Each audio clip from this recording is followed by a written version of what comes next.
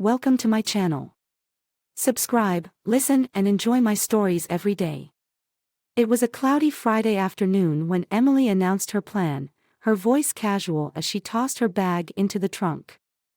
"I'm going to Mom's for the weekend," she said, flashing me a fleeting smile that didn't quite meet her eyes.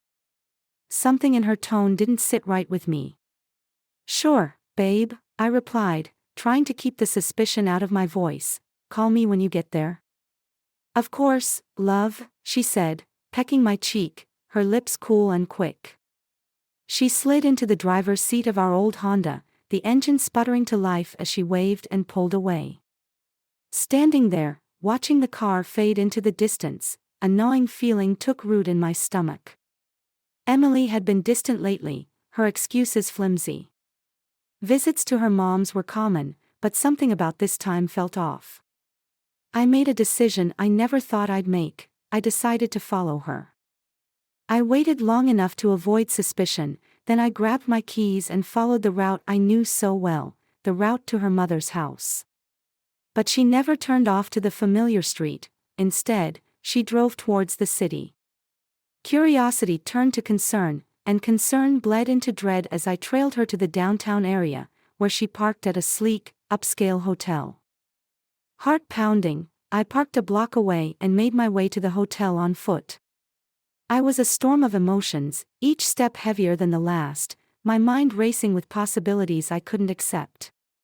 As I entered the plush lobby, I spotted her laughing, a sound so rare at home these days, as she stepped into the elevator with two men. Identical twins, tall and strikingly handsome, they seemed familiar with Emily, too comfortable. My heart sank. Determined to know the truth, I waited and then took the next elevator. My reflection in the mirrored walls was pale, my eyes haunted. I got out on her floor and hesitated, my heart screaming for me to turn back, but my feet moved of their own accord. I found her room number, my breath ragged, my palms sweaty. I stood outside, listening, the muffled sounds of laughter and conversation slicing through me. Rage and pain overwhelmed my senses, and I knocked, then, without waiting, burst into the room. The scene before me was like a physical blow, each detail a dagger in my chest. Emily and the twins, entangled, looked up in shock, the room a tableau of betrayal. Emily scrambled, wrapping a sheet around herself, her eyes wide with panic. "Jack, it's not." "Don't," I cut her off, my voice a mixture of anguish and fury. "How could you?" The twins stood, awkward and silent, grabbing for their clothes. I didn't care about them, my focus was all on Emily, on the life I thought we had, on the future we had planned. The confrontation was brief. Words were exchanged, angry, tearful, pleading, but nothing could undo what I had seen. I left the hotel in a daze, the world around me surreal and distant. The divorce was quick, fueled by betrayal and heartache. Emily tried to explain, to reach out, but I couldn't bear to face her again. The woman I loved, the woman I had married, was a stranger to me now. That weekend changed everything. As I signed the final papers, I promised myself I would start anew, but the pain lingered, a constant shadow in my new, solitary life. What happened at that hotel broke more than just my marriage, it broke the part of me that knew how to trust. As the days turned into weeks, and weeks into months, the sharpness of betrayal dulled into a persistent ache. I knew I needed to find closure, to confront the past if I ever hoped to move forward. And deep down, a part of me wanted to understand why Emily did what she did, why everything fell apart. But those were answers for another day, for another chapter in a life I was slowly learning to rebuild. The weeks following the divorce were a blur of routine and reflection. My life had settled into a pattern that lacked both highs and lows, a constant, numbing gray. Work was my only escape, where I could drown my thoughts in endless tasks. But as the monotony of the days wore on, a burning need for closure gnawed at me. I needed answers, not just for peace but to understand where everything had gone so wrong. On a chilly Tuesday, I was sitting in a crowded cafe, sipping a lukewarm coffee, when a familiar face caught my eye. It was Mike, an old friend of Emily's from college, and someone I had always considered a mutual friend. He noticed me and hesitated before walking over. "Jack, hey," Mike greeted, his voice unsure. "How are you holding up?" "I've been better," I admitted, gesturing for him to sit. "How about you?" "Same," he sighed, taking the seat across from me. We exchanged a few more pleasantries before I decided to steer the conversation toward Emily. "Mike, have you seen Emily lately?" He shifted uncomfortably, his eyes darting away. Yeah, I saw her a few weeks ago." The hesitation in his voice piqued my curiosity. "Mike, if there's something you know." He sighed, running a hand through his hair. "Look, Jack, I shouldn't be the one to say this, but there's a lot you don't know about what was going on with Emily." "Like what?" My heart was racing, the old wound reopening with the prospect of new information. Mike glanced around before leaning in closer. "Emily was struggling with a lot, man. Pressures you might not have seen. And those twins, they weren't just random guys. They're part of something bigger, something dangerous." "Dangerous? What are you talking about?" "I can't get into it here," Mike said, looking genuinely worried. "Let's meet tomorrow evening at the old pier. It's quiet there. I'll explain everything." Curiosity and a twinge of fear mingled in my thoughts as we parted ways. The next evening couldn't come soon enough. When it finally arrived, I found myself pacing by the desolate pier, the setting sun casting long shadows on the ground. Mike was late, which was unusual for him. Just as I was about to give up and leave, a figure approached from the shadows. "Sorry I'm late," Mike called out, but as he stepped into the light, I realized it wasn't Mike.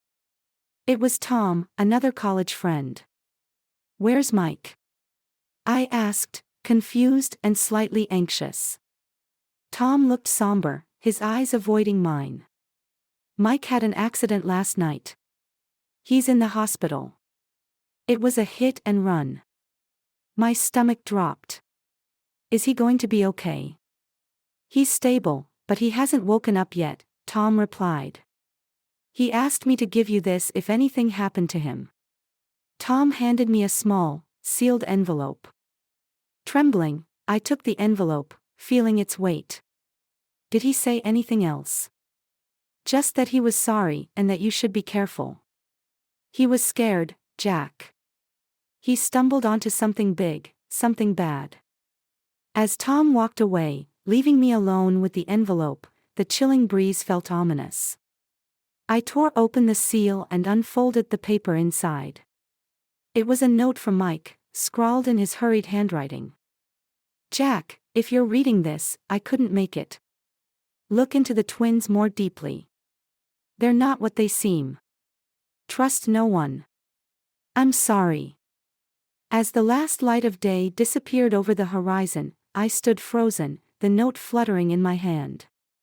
The path before me was unclear, but one thing was certain: I had stumbled into a mystery far greater than a simple affair, and I needed to tread carefully. The quest for truth had just turned dangerous. After reading Mike's note, my world tilted on its axis. The quiet of the pier seemed to echo with unspoken threats. With Mike hospitalized and his warning ringing in my ears, I felt propelled into action. I needed to uncover the truth about the twins and their connection to Emily's betrayal. It wasn't just about a broken marriage anymore, it was about untangling a web that apparently posed real danger. The next day, I took a personal day off work and started with what little I knew. The twins, Adam and Evan, had a low-profile online presence, which seemed odd for their striking appearance and social nature as I saw at the hotel. I decided to visit the last place I knew they had been, the hotel. Walking into the hotel's sleek lobby, my heart hammered against my ribs. I approached the front desk, trying to look casual. "Hi, I was wondering if you could help me," I started, my voice steady despite my nerves. I'm looking into the whereabouts of two guests for a personal matter. Twins, stayed here about a month ago. The clerk, a young man with sharp eyes, frowned slightly. I'm sorry, sir, but we respect the privacy of all our guests. Of course, I replied, sliding a folded $50 bill across the counter. It's just really important. After a glance around, the clerk took the money and typed into his computer. Room 517, he whispered. They were here for 3 days. Checked out the morning after. I remember because there was a complaint about noise from their room. Armed with this information, I thanked him and stepped away, my mind racing. My next step was clear. I needed to find out what happened in room 517. Returning to the front desk, I spoke to the same clerk. Can I get access to room 517? That's currently being cleaned, but it should be free in about an hour, he informed me after checking his screen. I nodded, sitting in the lobby to wait. As I watched the staff and guests move about, each face seemed to hold a secret. Finally, I headed up to room 517. Inside, the room gave away nothing of the debauchery I had witnessed. It was just a room, sterile and impersonal in its hotel elegance. I took out my phone and started recording a video, narrating softly. This is the room where I found them. I detailed everything, hoping to catch any detail I might have missed about that night. Suddenly, I heard a noise from the bathroom. My heart stopped. Slowly, I approached the door, camera still recording. I pushed it open, and to my surprise, a man in hotel uniform stepped out, a repair tool in hand. Sorry, sir, just fixing the sink, he muttered, brushing past me. After he left, I checked the bathroom. Nothing seemed amiss, but then I noticed a small piece of what looked like broken jewelry on the floor near the sink. I picked it up. It was a cufflink, but not just any cufflink, it was custom-made, stylish and expensive, engraved with an intricate letter, A. This could only belong to one of the twins, Adam or Evan. I pocketed the cufflink, my mind swirling with questions. Who had they been meeting in this room? What was the noise complaint about?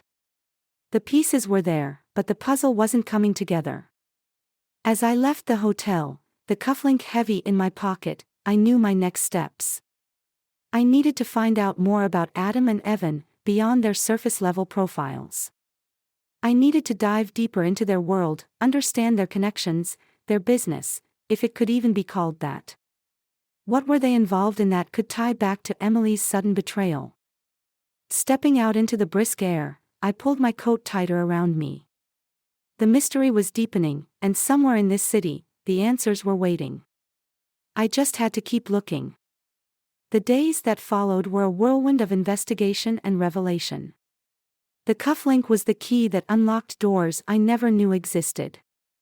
Using the unique engraving as a lead, I discovered that the twins owned a high-end jewelry business known for its exclusivity and clientele from the city's elite. The more I dug, the more apparent it became that their business was a facade for something darker. I set up a meeting under the guise of being interested in their jewelry for a large event. The twins, Adam and Evan, greeted me at their luxurious downtown office, all smiles and charm. Jack, so good to meet you. We hear you're looking for something exceptional, Adam began, his voice smooth. Indeed, I am, I replied, keeping my calm demeanor despite the anger brewing inside.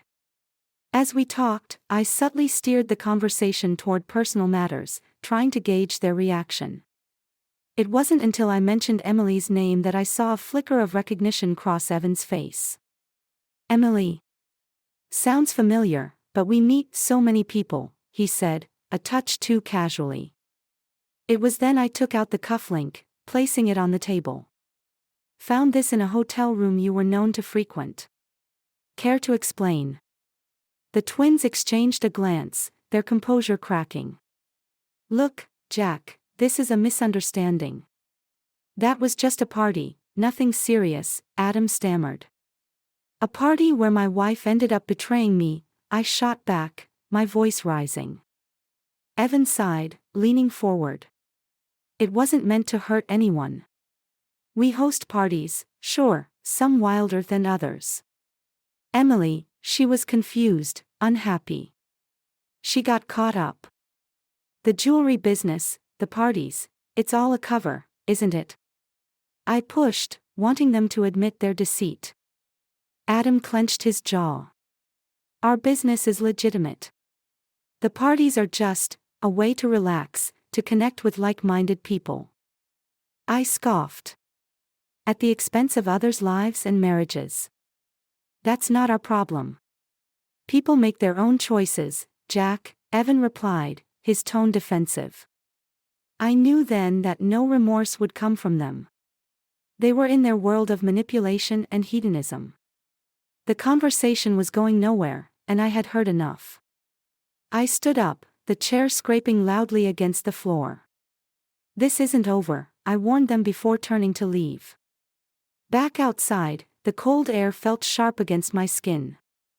The final piece of the puzzle lay with Emily, and I needed closure more than anything. I drove to her new apartment, a sense of finality settling over me. Emily opened the door, surprise etching her features. Jack. What are you doing here? We need to talk, I said, stepping inside before she could object. Inside, the apartment was cozy, a stark contrast to the chaos she had caused.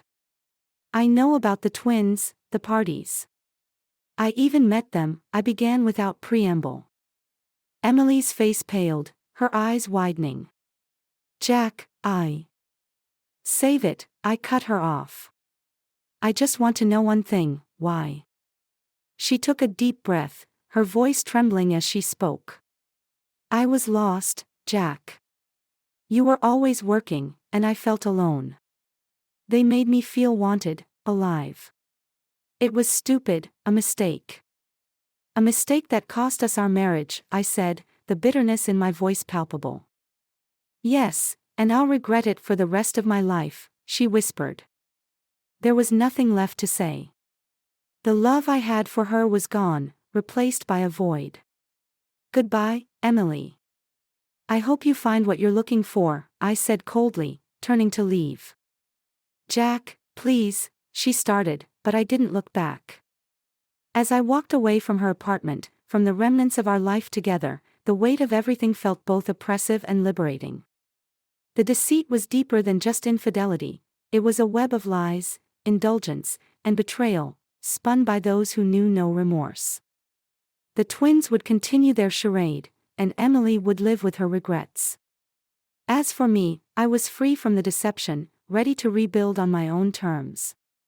The journey had been painful, but as I stepped into the new, crisp night, I felt the first true sense of peace in months.